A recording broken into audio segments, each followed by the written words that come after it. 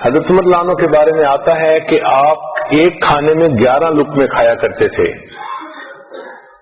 محمد بن واسع فرماتے ہیں من قل طعمہ فہم و افہم، کہ جو بندہ کم کھانا کھاتا ہے وہ بات سمجھتا بھی ہے اور وہ بات سمجھا بھی سکتا ہے۔ عمر بن قیس فرماتے ہیں کہ تم پیٹ بھر کے مت کھانا کھاؤ، اس سے دل سخت ہو جاتا ہے۔ ابو ایوب سختیانی رحمۃ اللہ فرماتے ہیں کثرت الاکل داء البطن، کہ زیادہ کھانا بدن کے لیے بیماری ہوتی ہے۔ حسن بصری رحمۃ اللہ علیہ نے ایک بہت خوبصورت بات کی، فرماتے تھے کہ کھانا سیدنا آدم علیہ السلام کے لیے جنت میں ابتلا تھا، اور اولاد آدم کے لیے یہ دنیا میں ابتلا ہے۔ اسی کی وجہ سے اکثر لوگ گناہوں کے مرتکب ہوتے ہیں، زیادہ کھانے کی وجہ سے۔ یوسف بن اسباط رحمۃ اللہ علیہ فرماتے ہیں الجوع رأس کل بر فی الارض، زمین پر جو نیکی کی جاتی ہے بھوک ان کی یعنی اس کی بنیاد ہوتی ہے۔ تو جو آدمی بھوکا رہتا ہے وہ زیادہ نیکوں کی زندگی گزار سکتا ہے۔ سیدہ صدیقہ رضی اللہ فرماتی ہیں کہ نبی اسلام پر کئی مرتبہ پورا مہینہ ایسا گزر جاتا تھا کہ اسودین سے گزارا ہوتا تھا۔ اسودین کا مطلب دو کالی چیزیں، الماء والتمر، پانی اور کھجور۔ اور آج کل کے نوجوان بھی اسودین پر جیتے ہیں، ایک چاکلیٹ اور ایک پیپسی۔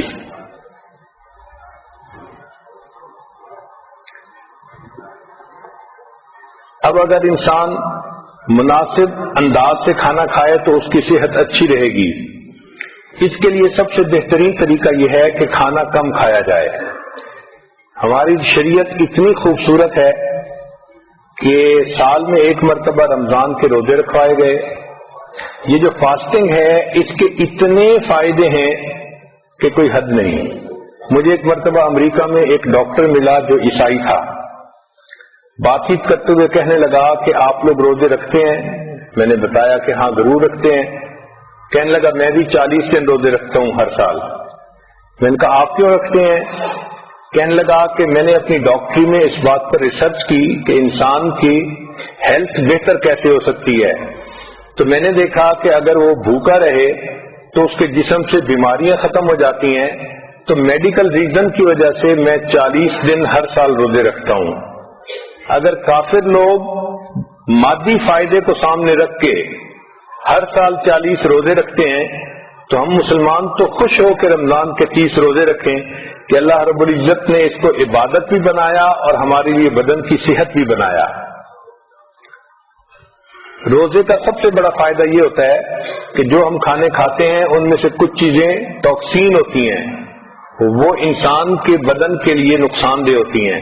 تو جب کوئی ٹاکسک چیز اندر جاتی ہے تو جسم اس کو ٹیشو کے اندر بند کر کے رکھ دیتا ہے کہ جب معدہ خالی ہوگا پھر اس کو پروسیس کریں گے۔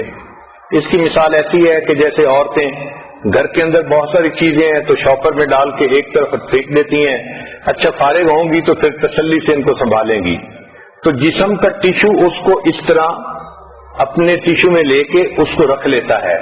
جب انسان روزہ رکھتا ہے تو اس وقت باڈی کو موقع مل جاتا ہے اور پھر یہ ٹاکسک چیزیں بدن سے نکل جاتی ہیں۔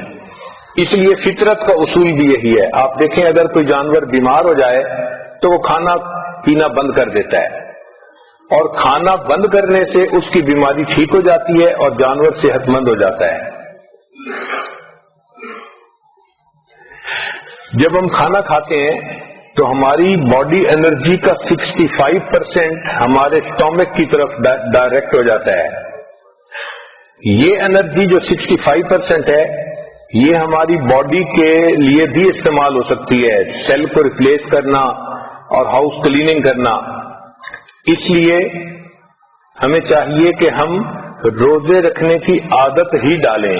رمضان کے روزے تو اپنی جگہ، اس کے علاوہ بھی نوجوان بچوں کو، مردوں کو، عورتوں کو روزے رکھنے کی عادت ہونی چاہیے۔ چنانچہ روزے سے انسان کے مسل ریبلڈ ہوتے ہیں۔ یہ عمل سونے اور روزے کی حالت میں مکمل ہوتا ہے۔ روزے سے انسان کا امیون سسٹم زیادہ مضبوط ہو جاتا ہے. بیکٹیریل انفیکشن، وائرل انفیکشن اور ٹیومر وغیرہ روزہ رکھنے سے ختم ہو جاتے ہیں. روزے سے انسان کی بلڈ شوگر کے چانس کم ہو جاتے ہیں. روزہ رکھنے سے انسان کا وزن نہیں بڑھتا.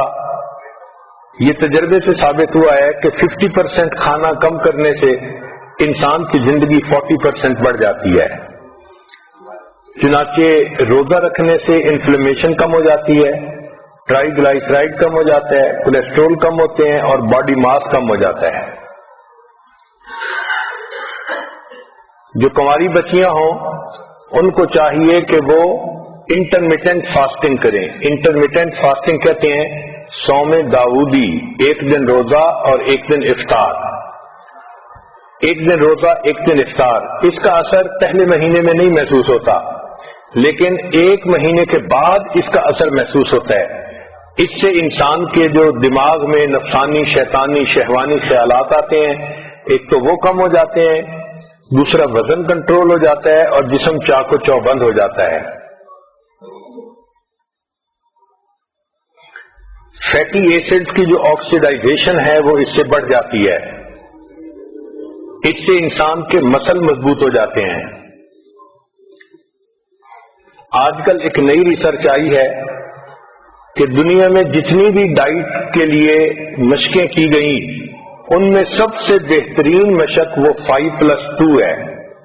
5+2 کا کیا معنی کہ ہفتے میں آپ 5 دن نارمل کھانا کھائیں اور 2 دن روزہ رکھیں. اس کو 5+2 کہا گیا. اس کا فائدہ یہ ہوتا ہے کہ 2 دن روزہ رکھنے سے انسان کا برین یہ سگنل لیتا ہے کہ میں نے زیادہ نہیں کھایا، لہذا وہ موٹاپے کی طرف سسٹم کو نہیں جانے دیتا. آپ دیکھیں کہ شریعت نے سوموار اور جمعرات کا روزہ اس کو عبادت کہا. اگر ہم شریعت ہی پر عمل کرنے لگ جائیں تو ہمیں دنیا کے فائدے تو مفت میں ہی مل جائیں. تو بچیوں کو چاہیے کہ وہ ڈائٹنگ کرنے کی بجائے جمعرات اور سوموار کا روزہ رکھنے کی عادت بنائیں. اس سے بہتر ڈائٹ اور دنیا میں نہیں ہے. اس سے بریسٹ کینسر سے انسان بچ جاتا ہے اور ویٹ گین کرنے سے بچ جاتا ہے اور اس کی سکن بیوٹیفل ہو جاتی ہے. چنانچہ 5+2 ڈائٹ فارمولا، اس کا سب سے بڑا فائدہ یہ ہے کہ سکن انسان کی شائننگ رہتی ہے، ینگ رہتی ہے. اب کھانے پینے کے بارے میں کچھ کوٹیشنز ہیں وہ بھی سن لیجئے کہ each bite is a net gain اور لاس. ایک کوٹیشن ہے to lengthen your life lessen your meal. اگر آپ اپنی زندگی لمبا کرنا چاہتی ہیں تو اپنے کھانوں کو تھوڑا کر لیجئے. Instead of using medicine better fast today. Fasting cleanse the liver, kidney, breath and flushes the toxic material. So fasting is the key to internal purification. کھانے پینے میں beware of harmful salt. یہ جو ہم نمک کھاتے ہیں نا، یہ بہت زیادہ نقصان دہ چیز ہے. یہ نمک انسان کے جسم میں ڈائجسٹ نہیں ہوتا، یہ اسی طرح انسان کے جسم سے نکل جاتا ہے. ہم اس کو ٹیسٹ کی خاطر کھاتے ہیں، لیکن جب وہ سسٹم میں ہوتا ہے تو انسان کے بلڈ پریشر کو بڑھا دیتا ہے.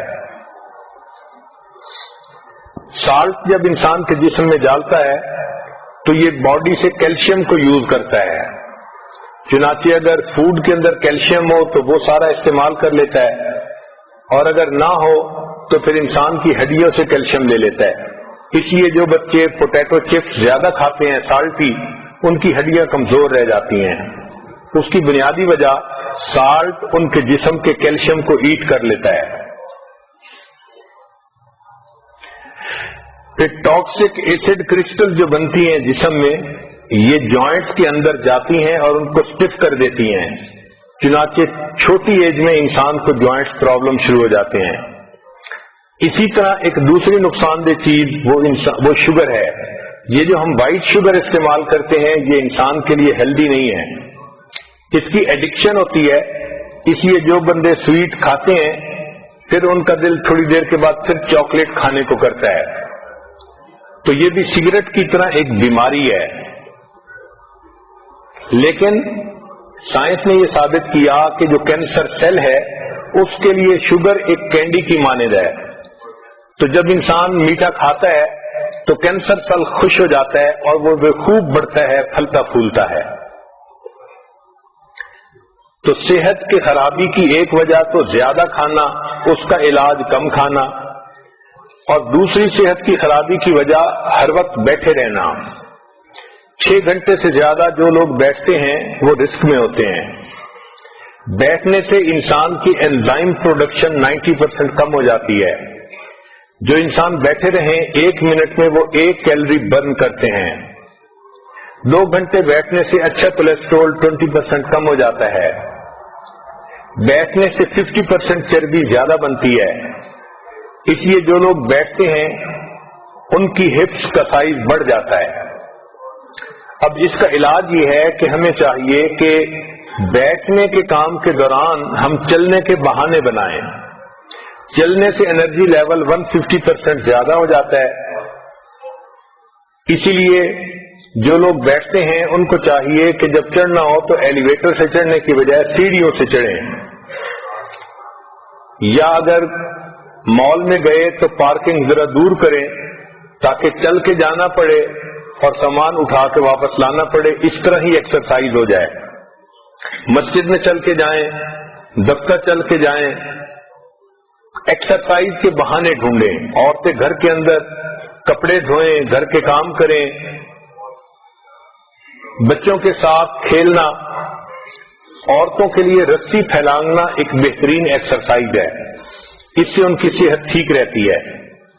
نبی علیہ الصلوۃ والسلام نے سیدہ صدیقہ رضی اللہ تعالی عنہا کے ساتھ ایک مرتبہ دوڑ لگائی تھی. تو گویا بچوں کے ساتھ دوڑنا یہ بھی ایک اچھی ایکسرسائز ہے. دین اسلام نے ایکسرسائز کو ہمیشہ پسند کیا ہے. چنانچہ بچوں کو بھی ایکسرسائز کرنی چاہیے. سائنس نے یہ ثابت کیا کہ بچوں کو ہفتے میں 3 مرتبہ اچھی ایکسرسائز کرنی چاہیے. اس سے ان کی صحت اچھی رہتی ہے. جو ایڈلٹ ہوں ان کو بھی چاہیے کہ وہ ایکسرسائز کریں، ورک آؤٹ کریں، کم از کم ہفتے میں 3 مرتبہ. 2 گھنٹے سے 5 گھنٹے اگر ہوں تو یہ بہت اچھا ہے. اور اگر عمر زیادہ ہو گئی ہے تو اولڈر ایڈلٹس کو بھی ایکسرسائز سے فائدہ ہوتا ہے، مگر وہ ایکسرسائز ایسی کریں کہ جو ان کو جوڑوں کو نقصان نہ دے. حتیٰ کہ جو پریگننٹ عورتیں ہوتی ہیں ڈاکٹر ان کو بھی ریکمینڈ کرتے ہیں کہ وہ بھی چلیں.